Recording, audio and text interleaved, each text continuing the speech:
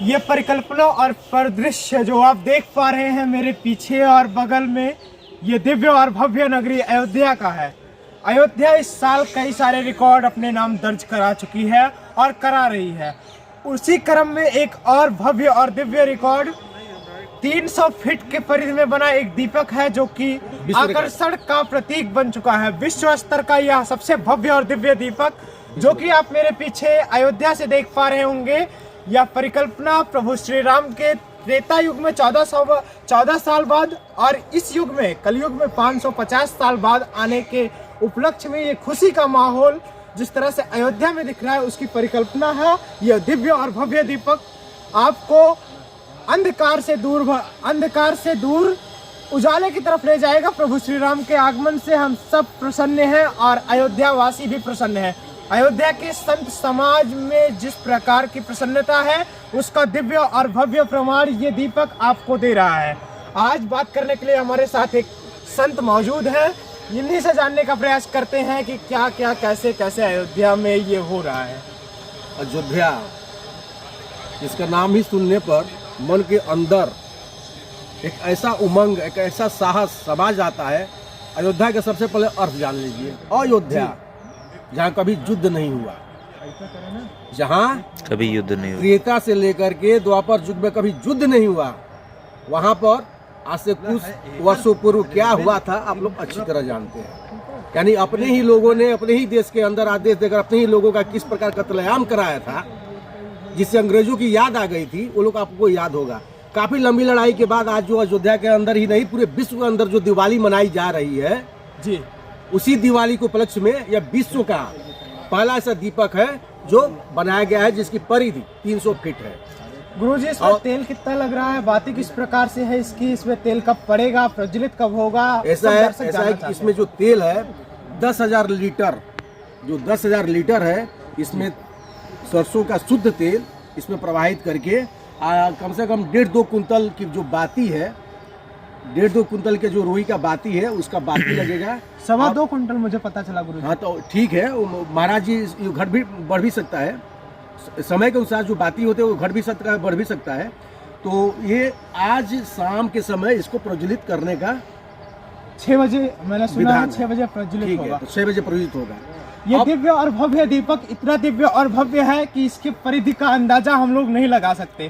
और इसकी दिव्यता और भव्यता जब ये जलेगा तो इसमें से कितने ऊंची तक इसकी लपक जाएगी, कितनी ऊंचाई तक, इसका भी अंदाजा हम नहीं लगा पा रहे हैं। गुरुजी से समझते हैं कितनी ऊंची ये जलने के बाद यह दीपक दिखाई देगा। ऐसा है, शाम को जब आएंगे तो अपनी आंखों से पहले देखिएगा, उसका लंबाई चौड़ाई नाप लीजिएगा, ऊंचाई हाइट नाप लीजिएगा, खुद पता चल जाएगा। मैं क्या बताऊं अभी से, क्या मैं बताऊं, जब वो कार्य होगा आप स्वयं रहेंगे, उसका वीडियो बना लीजिएगा, नाप कर देख लीजिएगा। जी गुरुजी। एक बात और मैं बताता हूँ साहब, ये एक पत्रकार ने पूछा था हमसे कार्य सेवक पूरम में जी, और उन्होंने पूछा था कि ये जो दीपावली हो रही है, भगवान राम जो 22 तारीख को रामलला विराजमान रहे हैं, तो पूरे भारत के अंदर दीपावली मनाई जा रही है, अयोध्या में और दीपावली मनाई जा रही है, तो इसके उपलक्ष्य में आप क्या कहना चाहते हैं? हमने कहा दीपावली ये सिर्फ भारत में ही नहीं मनाई जा रही है। राजा राम जिस समय आए थे 14 बरस वनवास काट करके, उस समय अयोध्या के अंदर दीपावली मनाई गई थी और अयोध्या का साम्राज्य जहां तक था उस समय सिर्फ उतने ही क्षेत्र में दीपावली मनाई गई थी। और इस बार की जो दीपावली है पूरे विश्व में मनाई जा रही है, क्योंकि पूरे विश्व इसका साथ दे रहा है। पूरे विश्व में भारत के लोग जो है अपना ध्वजा पताका फहरा चुके हैं। और सनातन धर्म की जो जीत हुई है, सनातन संस्कृति सभ्यता की जो जीत हुई है, वही सनातन संस्कृति और सभ्यता पूरे विश्व में जो भारत के लोग फैले हुए हैं वो पूरे विश्व में इसको मनाया जा रहा है, चाहे मनाई जा रही है। गुरुजी इस बार की दीपावली, गुरुजी हम आपसे जानना चाहते हैं कि आप अयोध्या के इस एक तरफा विकास के बारे में क्या सोचते हैं? टेक्नोलॉजी के साथ अयोध्या में कार्य हो रहा है इतनी शीघ्रता और तीव्रता के साथ, उसका अंदाजा मैं नहीं कर पा रहा हूँ, मेरी पूरी टीम लगी हुई है यहाँ, लेकिन इतना भव्य तैयारी अयोध्या में किस प्रकार से? समझ गया, कर्म प्रधान विश्व करी रहा, कर्म प्रधान है, कर्म करने पर कोई ऐसा कार्य असंभव ही नहीं जो न हो जाए। इसका जवाब यही है, कर्म करो, बस कर्म करो। उसका कर्म किया गया है, मेहनत किया गया है, अब सारा कर्म सारा मेहनत का जो परिणाम है भगवान राम स्वयं दे रहे हैं, आपके आंखों से विश्व के राम है, सिर्फ भारत के ही नहीं पूरे विश्व के राम है। गुरुजी आपकी क्या प्रतिक्रिया है इस दिव्य और भव्य दीपक क्योंकि के कहा बीच? कहा गया है कि सिया राममय सब जग जानी। जी। जय जय जय सिया राम। जय जय सिया गुरुजी राम। आपकी जय क्या श्री राम। ये तो इतना भव्य दीपक है, हमारे समस्त विश्व के सनातनियों के लिए या गौरव के लिए है। ये मतलब हमारे विश्व के कल्याण के लिए है, हमारे भारत के ही नहीं अपितु विश्व में। जैसे इंडोनेशिया आप देखते हैं, इंडोनेशिया क्या है, इस्लामिक सबसे बड़ा कंट्री है। थाईलैंड जो है इस्लामिक कंट्री है, इसके बावजूद भी वहाँ इतना बड़ा दीपोत्सव मनाया जा रहा है 22 तारीख को, जिसकी कोई सीमा नहीं। वो सभी सनातनी हैं। अपने भारत के सभी मुसलमान भाई जो है वहाँ बॉम्बे से चलकर पैदल आ रहे हैं भगवान श्री राम लला के लिए। वहाँ कश्मीर से जो है गाना बनाई हुई हैं, गाना गाते हुए सब पैदल आ रहे हैं। सभी जाति धर्म वर्ग के लोग, वर्ण के लोग, समाज के लोग पूरी तरह से प्राण प्रतिष्ठा का इंतजार कर रहे हैं, प्रभु श्री राम के भव्य और दिव्य स्वागत का इंतजार कर रहे हैं। संत समाज पूरी तरह भगवान से, श्री राम जो कनाडा, है, नेपाल, थाईलैंड, जितने अगल बगल संत के देश समाज हैं, कई देशों के लोग आ रहे हैं। कई संत देशों समाज व्यवसायों के बीच जो सबसे बड़ा सवाल है वो इस दिव्य और भव्य नगरी में प्रभु श्री राम के आगमन से पहले इतनी तैयारियां हो जाना और इसका राजनीतिकरण होना, आप इसको किस प्रकार से देखते हैं? क्योंकि बहुत सारे राजनेताओं का विवादित बयान आ रहा है। एक मिनट, भगवान राम सब के हैं। पहली बार कह दिया कि सिया राम में सग जग जानी, नंबर 1। दूसरी बात, जो भगवान राम को राजनीति से जोड़ कर देख रहे हैं उनका दुर्भाग्य है। और जिनको निमंत्रण मिला हुआ है और वो अगर नहीं आ रहे हैं तो समझ ले कि उनका दुर्भाग्य है। और वो किस प्रकार के लोग हैं, क्योंकि इस पूरे सृष्टि में 2 ही प्रकार के लोग हैं, एक देव एक दानव। बस आप समझ सकते हैं वो किस प्रकार के लोग हैं कि निमंत्रण मिलने के बाद भी समय पर नहीं आ रहे हैं। गुरुजी का पछतानी जब चिड़िया चुग गई खेत, जब चिड़िया चुग गई खेत का वर्षा जब कृषि सुखानी, मान लीजिए। गुरुजी एक बात मैं आपसे जानना चाहता हूँ कि मैं अभी टहल रहा था नए घाट की तरफ। नए घाट पे एक रोड बना हुआ है जिसमें कई सारे गुम्बद बने हुए हैं, सूर्य भगवान बने हुए हैं और तमाम ऐसी लोभनीय चीजें बनी हुई हैं, लोभनीय दृश्य बनाया गया है। लेकिन वहाँ मुझे जो सबसे ज्यादा खला वो एक चीज थी, हमारे आराध्य प्रभु श्री राम जी की एक प्रतिमा लगी थी। लेकिन उस प्रतिमा के समकक्ष और उस प्रतिमा एक प्रतिमा थी, उसके आसपास की सारी प्रतिमाएं देश के यशस्वी प्रधानमंत्री नरेंद्र दामोदर दास मोदी जी की थी। इन प्रतिमाओं को प्रभु श्री राम के समकक्ष लगाने का क्या अर्थ निकाला जाए? ये राजनीतिकरण नहीं तो और क्या है? और प्रभु श्री राम से उच्च है क्या देश के प्रधानमंत्री नरेंद्र मोदी जी? एक मिनट, मैं वहां जाकर के इस चीज के बारे में इसको देखा भी नहीं हूँ। जहाँ तक सवाल मेरा है प्रधानमंत्री और मुख्यमंत्री महोदय का जी, तो आप 2014 से पहले की स्थिति देख लीजिए और 2014 से बाद की स्थिति देख लीजिए। सुप्रीम कोर्ट में स्पेशल इसकी मतलब जांच से लेकर के इस मुकदमा को तैयार कराया गया कि इसका जल्दी फैसला हो। और फैसला होने के बाद स्वयं मेरे एक मित्र स्वरूप है जोगी जी ने स्वयं कहा था कि घबराइए मत, मेरे ही शासनकाल में मंदिर बनेगा। गुरुजी, और उनका जो कथन था, सवाल ये नहीं है, उनका जो कथन था आज सत्य हो रहा है। और जोगी जी मोदी जी में मैं कोई अंतर नहीं समझता हूँ। और दूसरी बड़ी बात, एक मेरे गुरुदेव हैं श्री गुरुजी एक बात सुन लीजिए, मैं आपकी बात को काटना चाहता हूँ, मेरी बात सुनिए। मैं ये नहीं कह रहा हूँ, मैं ये कह रहा हूँ कि प्रभु श्री राम के समकक्ष उतनी ही बड़ी, उतनी ही श्रेष्ठ, बल्कि उनसे ऊंचाई पर जो प्रतिमा लगी है वो नरेंद्र मोदी जी की है। और प्रभु श्री राम की एक प्रतिमा है, उनकी 20 प्रतिमा है। और ये ज्यादा दूर का मामला नहीं है, यही पास का ही मामला है। एक मिनट, इसका उदाहरण मैं दे रहा हूँ, जानना चाहता हूँ मैं इसका उदाहरण मैं दे रहा हूँ। क्या प्रभु राम के ये लोग सेवक हैं, ठीक।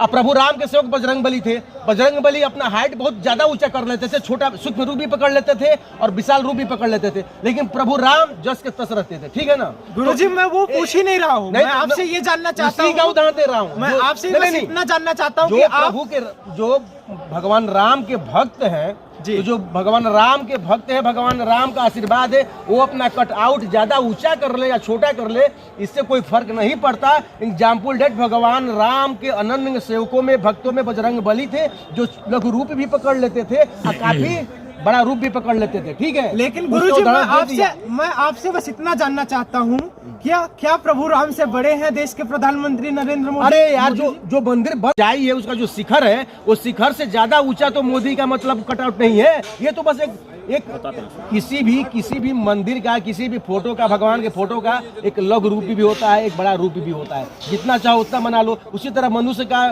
टेक्नोलॉजी का समय है, कंप्यूटर का जमाना है, कोई बड़ा बना लेता है, कोई छोटा बना देता है। मेरे अंदर छोटा मोबाइल है, छोटा फोटो है, कोई बड़ा वाला मोबाइल होगा, बड़ा फोटो आ जाएगा। तो ये तो मान लो कि विज्ञान के टेक्नोलॉजी की बात है, लेकिन भगवान राम के सब है, भगवान राम के नीचे ही सब है, भगवान राम के सब है और सब भगवान राम के हैं। गुरुजी, भगवान राम क्या कहना चाहते हैं? क्या आप मानते हैं भगवान राम से बड़े हैं नरेंद्र मोदी जी? नहीं यार, कभी नहीं, कभी नहीं। गुरुजी से मैं जानना चाहता हूँ। कभी नहीं, कोई नहीं, भारत ही नहीं, पूरे विश्व का कोई भगवान राम से बड़ा नहीं है, क्योंकि भगवान राम ब्रह्मांड के नायक है। तो गुरुजी वो फोटो छोटी भी तो हो सकती थी, नीचे भी तो हो सकती थी। हमारी बात सुनो, भगवान कण कण में व्याप्त है, ठीक है, पूरे ब्रह्मांड में है जी, पूरे ब्रह्मांड तक उनकी सत्ता है जी। अब ये बताओ, पूरे ब्रह्मांड तक नहीं गए हैं मोदी जी का फोटो कटआउट? गुरुजी, उनका एक लघु रूप है तो दूसरा रूप बहुत बड़ा रूप भी है। अयोध्या इस समय आकर्षण का केंद्र है, और आकर्षण के केंद्र में इस प्रकार की अमर्यादित चीजें होना क्या शोभनीय है? क्योंकि पूरे विश्व के राष्ट्रीय मीडिया के चैनल आए हुए हैं, पूरे विश्व में ये मैसेज जाएगा कि राजनीतिकरण हो रहा है मंदिर के नाम पर। आप इसको किस प्रकार से देखते हैं? एक मिनट जी, राजनीति होनी चाहिए, मैं ये नहीं कहूँगा तो होनी ही चाहिए, राजनीति हो भी रही है। मेरी पूरी बात सुन लो जी, राजनीति होनी चाहिए जी, और राजनीति के जो 4 अंग है, साम दाम दंड भेद, वैसी भी होनी चाहिए जी, परंतु राजनीति सत्य के अनुसार होनी चाहिए। जैसे भगवान राम ने स्वयं किया है, जब राजा बने हैं और जिस प्रकार की राजनीति वो किए हैं। तो गुरुजी, आपको ये लगता है कि मोदी जी की भगवान राम के समकक्ष प्रतिमा लग जाना? एक बात सुन लो, कितनी बड़ी हो? मैं बड़े भाई मोदी जी को क्या बोलूंगा, बस समझ लो कि वो हमारे लिए वो राम है या ये लक्ष्मण है, तो मैं उनका शत्रुघ्न हूँ जी, ठीक है ना? ठीक है। मोदी, बड़े भाई मोदी जी अगर राम की भूमिका में है और योगी जी लक्ष्मण की भूमिका है, तो मैं एक भरत की भूमिका में हूँ, क्योंकि हमारे अंदर त्याग की भूमिका है, और उनका मैं किसी भी प्रकार का विरोध मोदी योगी के विरुद्ध मैं नहीं सुन सकता, क्योंकि इन्होंने जो किया है आज तक कोई नहीं कर पाया जी। गुरुजी, आप किस प्रकार से देखते हैं? क्योंकि मैं नहीं मानता कि भगवान राम से बड़े हो सकते हैं माननीय देश की प्रधानमंत्री जी। नहीं, मैं सादर जय श्री राम और सभी सनातनियों के लिए, वो जानते हैं क्या है जी, फोटो लगाने का कारण ये है कि जब भगवान श्री राम का जो है सुरसा ने जो है तो अपना जो है हनुमान जी को भय दिखाने के लिए बड़ा रूप दिखाने लगी। जस जस सुरसा बदन बढ़ावा, तास दून कपि रूप दिखावा। हमारे भारत में जो है, हमारे हैं सनातनी, जिस प्रकार से राजा उग्रसेन के यहाँ कंस ने काल नेमी के अवतार का उत्पन्न हुआ, पैदा हुआ। मैं बताना चाहता हूँ, सुनिए पहले, कि क्या प्रधानमंत्री नरेंद्र मोदी जी देश के आराध्य प्रभु श्री राम से बड़े हो गए हैं? बड़े नहीं, छोटे उनके सेवक हैं, बता रहे हैं हनुमान। तो उनके समकक्ष प्रतिमा लगाने का अर्थ क्या निकाला जाए? समकक्ष नहीं लगा है, समकक्ष लगा है, और 10 उनसे दुगुनी संख्या नहीं 10 गुनी संख्या में लगा है। मेरी बात सुनिए, हनुमान जी को बता रहे हैं ना, जस जस सुरसा बदन बढ़ावा, तास दून कपि रूप दिखावा। इस समय पर कुछ राक्षसों ने जहर उगल रहे हैं, तो उनको दिखाने के लिए है वो कि भैया जहर मत उगलो।